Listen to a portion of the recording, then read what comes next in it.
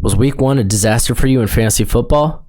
Well, I'm here with waiver wire pickups. I'm going to be doing this every Tuesday.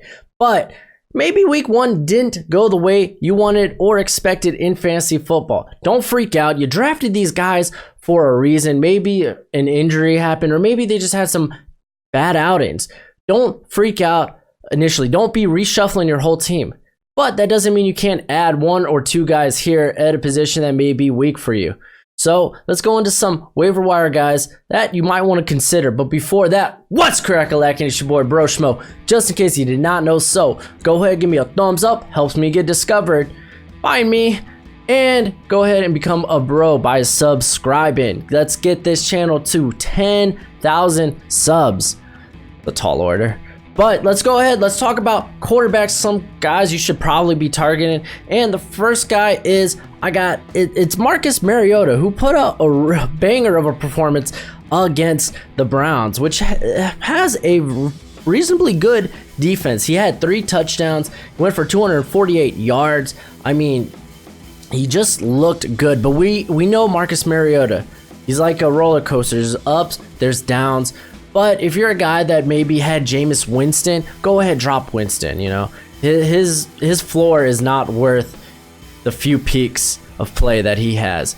And yeah, man, consider Mariota. He could be a quality starter in what potentially the easiest division in football right now. The Colts looked good, and so did the Texans. Maybe not the easiest division in football, but I think they have the most complete team, and as long as Mariota just plays like he did against the Browns, you should be a fine fantasy quarterback. He's available in almost all leagues. Another guy who I'm surprised is available in a ton of leagues. He's only owned by 20% of ESPN's teams, fantasy football teams. It's Josh Allen, and he had a wonderful performance. Let's go in and let's look at it. He did have some turnovers. Don't be too alarmed by the turnovers, but he was phenomenal. He did it in the run game. He got a touchdown, a rushing touchdown. So if you're in those PPR leagues where running quarterbacks run wild, we already saw. I mean, Lamar.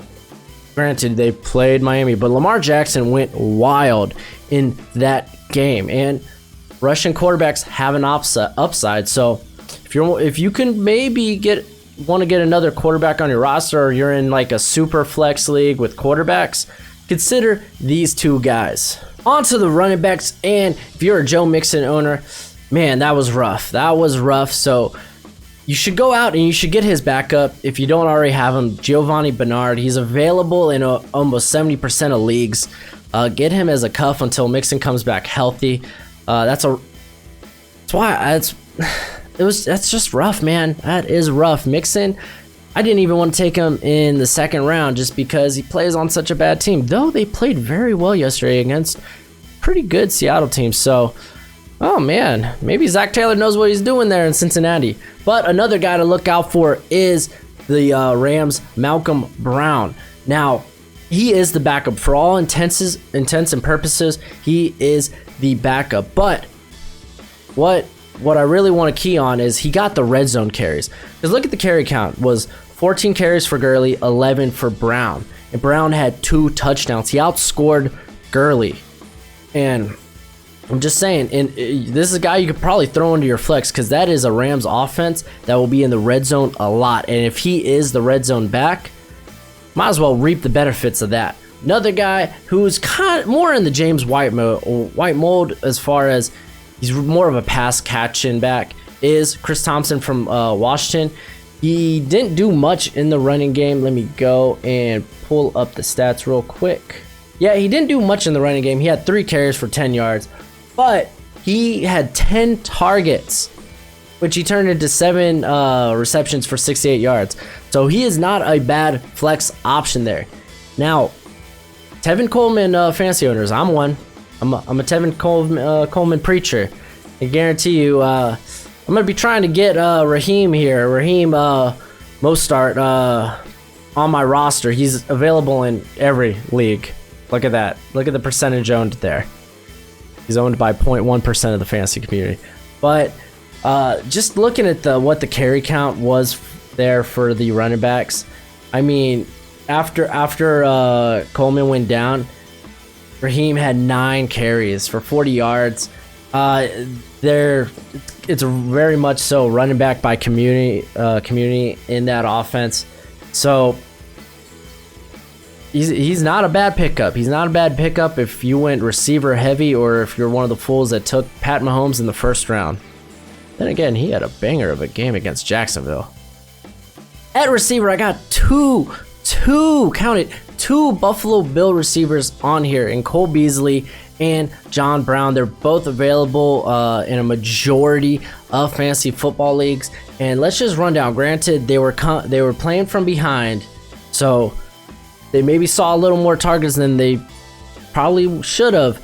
But Brown went off for, and we saw this last year with Brown when he was playing with Flacco. He was firmly a wide receiver 2 last year, and he had 7 receptions for 123 yards and a touchdown on 10 targets.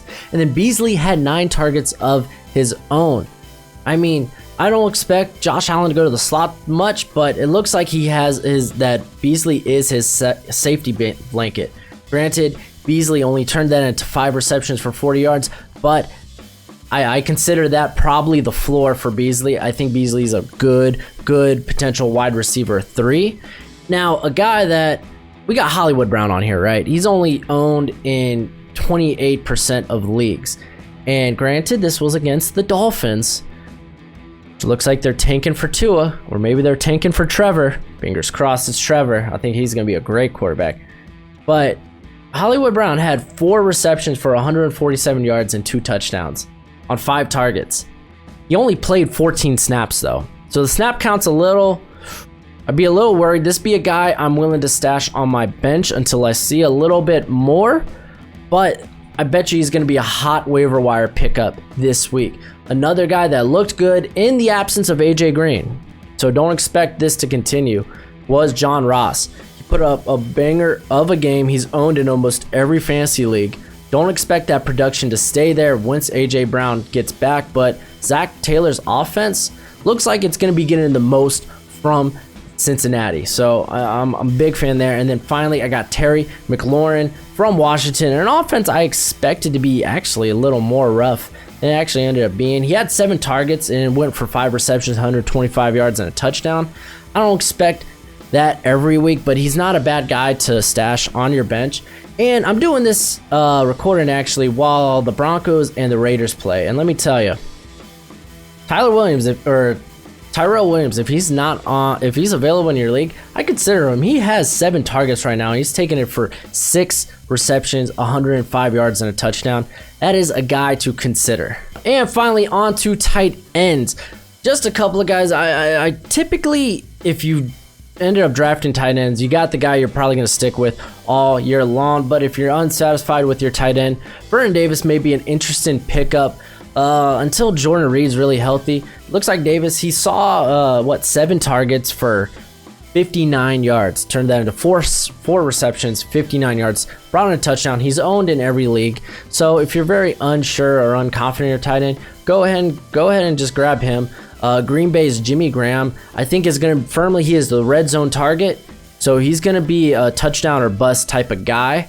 But if you're really lacking a tight end, he might not be a bad grab there. He had three receptions for 30 yards and a touchdown. But a guy that I think is going to be on a lot of waiver wires. I think this guy, I don't know if he got drafted in your league. I think he got drafted in mine, but I don't know how available he is, but Darren Waller right now is putting up a banger of a game with Derek Carr. He has 7 receptions for 70 yards on 8 targets. I mean, it's Derek Carr. You know he loves going short, but Waller is really putting up a really good game. If he's available in your league and you're very unsure at tight end, go ahead and snag him. It looks very much so he's going to be in that Jared Cook role. That's it for the video. Hopefully you found it very insightful, and maybe I gave you some guys that could work out for your team. At least some guys you should stash on the bench and just kind of wait and see. Don't freak out yet. Don't freak out. It's only week 1, man. If you took I took an L. I took an L in almost all my leagues. Why did I put Deshaun Jackson on the bench? Why? But until next time, You be easy, my friends. Later.